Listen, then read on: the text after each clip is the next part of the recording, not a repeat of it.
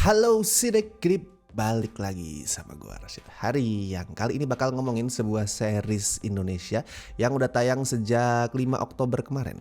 Bedanya nih, kalau series lokal tuh biasanya kan gue reviewnya beberapa episode awal dulu, mungkin 1, 2, 3 atau 4 episode awal dulu, baru kemudian pas tamat gue selesaiin reviewnya. Kalau sempet, seringnya sih gue nggak sempet atau lupa ya, tapi intinya lo paham lah. Intinya gue biasanya review episode 1-3 atau 1-4 dulu gitu baru gue selesaiin. Tapi yang kali ini beda nih, kali ini gue mau review sampai tamat, kali ini sampai selesai. Nggak gantung, soalnya series yang satu ini udah langsung tayang full season semua episodenya di Prime Video. Series yang gue maksud adalah Rencana Besar yang diadaptasi dari novel berjudul sama bikinan Sugaida. Ini cuman ada 6 episode dan per episodenya itu sekitar ya 35-38 menit lah. Jadi total tuh cuma sekitar 3,5 jam bisa lu binge watching dalam sehari, kelar. Dan gak henti-hentinya gue mengucapkan makasih sebesar-besarnya buat kalian yang udah join membership Sinekrip. Setiap uluran bantuan tangan kalian sangat berarti bagi kami, anjir kayak tali kasih. Ya pokoknya nih ya, buat yang pengen nama dan fotonya nongol di video Sinekrip kayak gini bisa gabung jadi member di tier Besti dan La Familia. Tapi makasih juga buat kalian yang ada di tier Sobat, kalian juga sama berjasanya buat kami. Oke, balik lagi ke Rencana Besar. Buat gue sih Rencana Besar ini nerusin progres positif series Indonesia ya. Di saat layar lebar itu masih belum bisa lepas dari cengkraman horor, demit-demit, sugus dan lain-lain, series kita layar kecilnya itu malah jauh lebih kaya di eksplorasi genre. Termasuk di Rencana Besar ini yang pakai genre heist. Ya, ala-ala Money Heist gitulah. Money Heist dengan kearifan Indonesia gue kata. Bukan cuman karena pelaku heistnya pakai topeng ya. Kalau Money Heist itu kan pakai topeng Dali. Kalau Rencana Besar nih pakai ya topeng semacam wayang gitu. Bukan cuman karena itu, bukan cuman karena kemiripan topengnya, tapi spirit yang dibawa juga setipe gue lihat. Sama-sama ngomongin soal pencurian yang tujuannya itu bukan buat memperkaya diri sendiri, tapi melawan ketidakadilan. Di sini duit yang dicuri itu senilai 17 miliar rupiah dan diambil dari Bank UBI, Universal Bank of Indonesia, yang komisarisnya itu adalah Surya Nawasena. Selain komisaris bank, dia juga jadi calon presiden, lagi mau nyapres. Dan di pencurian ini ada 4 tersangka yang semuanya adalah karyawan bank itu. Yang pertama Rifat, si anggota serikat pekerja yang aktif memperjuangkan keadilan buat karyawan. Terus ada Ayumi yang jadi editor internal di UBI. Terus Amanda yang juga seorang influencer terkenal, dan terakhir ada Reza dari bagian TI yang jago hacking.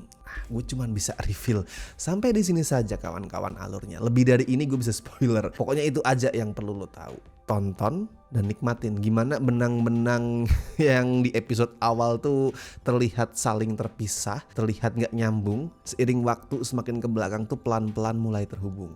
Nah, dan proses ngaitin benang-benang itu buat gue fun banget. Itu sih yang paling penting. Cerita heist nih, mau itu di film, mau itu di series, pertama yang harus dipenuhin itu harus fun, harus seru itu dulu. Dan pengarahan si Daniel Rifki yang di sini jadi sutradara sekaligus penulis naskah ya berhasil memenuhi syarat tadi. 6 episode Rencana Besar ini fast pace, temponya kencang, nggak basa-basi, seru. Nah, setelah syarat utama itu tadi terpenuhi, baru lu bisa masuk ke subteks cerita yang lebih dalam. Kayak yang udah gue bilang tadi ya, Rencana Besar ini macam Money Heist. Pencuriannya itu aksi untuk melawan ketidakadilan, menggugat orang-orang kaya dan penguasa yang cuma mau mengeksploitasi rakyat jelata. Asik. Tapi emang kayak gitu loh, ceritanya emang kayak gitu. Dan alurnya tuh apa ya, ngambil peristiwa Mei 98 sebagai template. Sebagai template tuh dalam arti gini, apa-apa aja yang lo temuin di peristiwa itu di Mei 98, kemungkinan besar juga bakal bisa lo temuin di Rencana Besar ini. Misal ada kerusuhan, ada demo, ada soal aktivis yang dilenyapkan, usaha melawan penguasa dan lain-lain. Tapi konteksnya diubah. Kalau 98 itu kan rakyat atau mahasiswa ya yang melawan pemimpin negara. Kalau di Rencana Besar ini konteksnya adalah karyawan bank yang berusaha menggugat pimpinannya. Vibe-nya perlawanan banget gitulah, sangat-sangat perlawanan gitu intinya. Apalagi ditambah ada lagu-lagunya Efek Rumah Kaca kayak Mosi Tidak Percaya, terus Di Udara, sama ada lagunya apa tuh Jengah punya Pasben, itu vibe-nya makin kerasa gitu. Vibe lawan gitu tuh makin kerasa. Ya pokoknya ini adalah cerita tentang orang-orang yang berani buat melawan. Dan gue lihat skripnya juga berani gitu. Skripnya punya keberanian gitu, dalam arti yang skripnya angkat itu bukan cerita soal perlawanan atau demo-demo yang gak bertaring, yang main aman tuh gak. Tapi beberapa gue lihat tuh lumayan sensitif. Sensitif gini loh, sesuatu yang bahkan gue omongin di tongkrongan itu mungkin sambil bisik-bisik atau sambil hati-hati gitu. Takut tiba-tiba ada tukang bakso, tukang nasi goreng lewat bawa HP gitu. Nah itu lumayan berani di situ. Misal gimana masyarakat kita itu gampang banget di apa ya, bukan gue gue aja ragu loh ini, gue mau ngomong itu takut wah itu menistakan gitu. Intinya menurut series ini masyarakat kita itu terlalu mudah di brainwash, dipengaruhi dengan menggunakan dengan menggunakan kedok agama. Dan yang salah bukan agamanya ya di situ ya, tapi orang-orang yang memakai agama itu buat kepentingan pribadi mereka ya, para pengusaha dan penguasa itu. Terus ada juga soal spill culture di internet yang di satu sisi itu berguna buat mengungkap kebusukan orang-orang yang busuk ya, mengungkap kebusukan, tapi di sisi lain juga bisa dipakai buat nyebar fitnah. Spill culture itu kan emang kayak gitu, bisa untuk mengungkap kebenaran, tapi juga bisa dipakai, dimanfaatkan buat menyebar kebohongan. Sama juga kayak ya aktivisme, terus demo itu juga bisa dipakai buat menyuarakan ketidakadilan, buat menyuarakan suara orang-orang yang dibungkam, tapi juga bisa ditunggangin buat kepentingan orang-orang tertentu. Ya kebenarannya emang kayak gitu, bukan berarti rencana besar itu anti sama spill culture atau aktivisme, demo-demo itu nggak, malah sebaliknya. Dia pro, tapi nggak menutup mata nih kalau realitanya emang nggak hitam putih, realitanya itu abu-abu, ambigu. Tinggal kita nih ya sebagai masyarakat yang tidak terlibat langsung misalkan, yang lihat itu cuma di media sosial gitu, kita sebagai masyarakat itu harus lebih pinter, harus lebih hati-hati, gak kemudian asal sumbu pendek gitu. Kalau misalkan lo ngebaca cerita apa berita tertentu, misalkan ada demo, ada aktivisme, atau ada spill tentang seseorang sesuatu, jangan kemudian kita langsung wah nyerang atau ikut membuli atau sebaliknya ya, apa tidak setuju dengan berapi-api. Itu nggak, kita pelan-pelan dulu coy, pelan-pelan dulu, sabar, cek fakta-faktanya, cari infonya, menjadi orang pintar gitu. Kalau poin minus buat series ini sih gue lihat ada di pertengahan ya. Ada di pertengahan yang bikin gue tuh bertanya-tanya gitu. Dan pas lo nonton nanti lo pasti juga kemungkinan akan mempertanyakan hal yang sama. Di saat ada protagonisnya itu pakai strategi yang malah ngebahayain diri mereka sendiri. Gue bertanya-tanya why? Kenapa lo mesti ngebahayain diri lo sendiri? I know itu jawabannya adalah karena fun.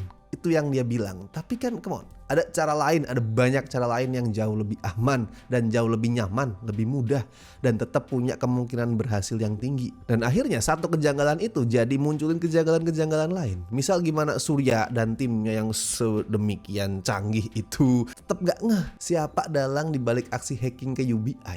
Padahal ada karyawan mereka yang jadi tersangka, jadi buron, udah hilang berhari-hari, nggak masuk kerja, tapi tetap Surya dan timnya nggak ngeh, tetap ini siapa pelakunya, men udah jelas di depan mata lu. Tapi sih untungnya kekurangan-kekurangan tadi itu masih bisa ditutupin banget sama kelebihannya yang jauh lebih banyak, termasuk acting. Ini ensemble cast-nya cakep banget, ada Adipati Dolken, Prisyana Sution, Hanggini, Ciko Kurniawan, Kiva Iskak, sampai nama-nama yang porsinya tuh lebih dikit, mungkin screen time gak nyampe setengah jam, kayak Ence Bagus, Tengku Rifnu Wikana, itu semua bagus dengan porsinya masing-masing. Terus Dwi Sasono itu juga meyakinkan men sebagai action hero. Anjir, pas ngelakuin adegan action tuh gue wow, dia jagoan yang keren coy. Dwi Sasono bagus, dan seperti biasa Arswedi Bening Suara itu adalah antagonis yang dengan senang hati kita benci. Ya intinya overall ini adalah series yang seru, yang asik.